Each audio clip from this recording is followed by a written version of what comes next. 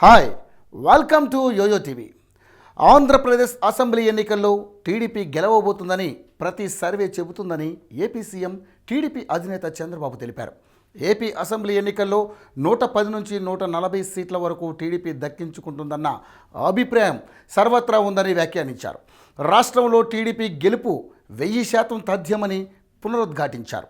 అమరావతిలో టీడీపీ నేతలు, ప్రజాప్రతినిధులతో చంద్రబాబు ఈరోజు టెలికాన్ఫరెన్స్ నిర్వహించారు. ఈ సందర్భంగా మాట్లాడుతూ ప్రజాస్వామ్యాన్ని నిలబెట్టడానికే టీడీపీ పోరాటం చేస్తుందని చంద్రబాబు తెలిపారు.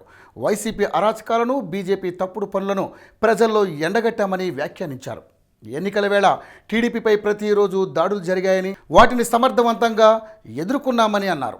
ఏపీలో దాదాపు 8 లక్షల ఓట్లను తొలగించేందుకు కుట్రలు చేశారని చంద్రబాబు ఆరోపించారు. అయితే సకాలంలో స్పందించి వాటిని భగ్నం చేయగలిగామని చెప్పారు.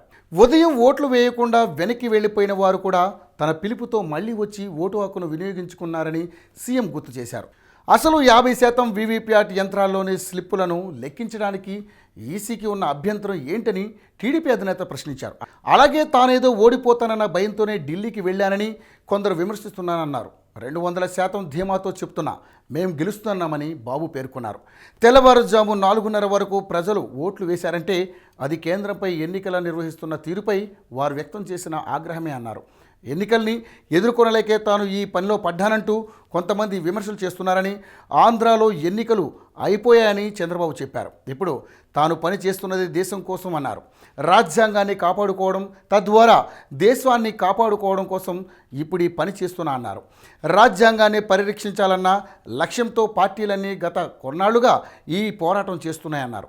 జర్మనీ, నెదర్లాండ్, ఐర్లాండ్ ఇలాంటి చాలా దేశాలు ఈవీఎంల నుంచి మళ్లీ బ్యాలెట్ పద్ధతికి వెళ్ళాయన్నారు. తెలంగాణలో 25 లక్షల ఓట్లు తీసేస్తే తాము కోర్టుకు వెళ్ళినా సరైన స్పందన లేదని చివరికి ఈసీ సారీ చెప్పి తప్పించుకునే ప్రయత్నం చేశారన్నారు. 23 పార్టీలు చేస్తున్న డిమాండ్ ఒకటేనని, కనీసం ఇప్పుడైనా 50% వీవీప్యాట్ స్లిప్పులను లెక్కించాలని కోరుతున్నామన్నారు. తమకు 110 నుంచి 140 సీట్ల వరకు రావడం ఖాయమని బాబు పేర్కొన్నారు. మరి ఆయన నమ్మకం నిజమవుతుందో లేదో తెలియాలంటే మే 23 వరకు ఆగాల్సిందే. హలో, మిమ్మల్నే ఫిలిం సెలబ్రిటీస్ రియల్ స్టోరీస్ ఏంటో తెలుసుకోవాలనుందా? లేటెస్ట్ గా రిలీజ్ అయ్యే మూవీ రివ్యూస్ నేను చెప్తే వినాలనుందా? ఇంకెందుకు ఆలస్యం, యోయో టీవీని సబ్స్క్రైబ్ చేసుకోండి. అలాగే మర్చిపోకుండా యోయో టీవీ యాప్ ని కూడా డౌన్లోడ్ చేసుకోండి.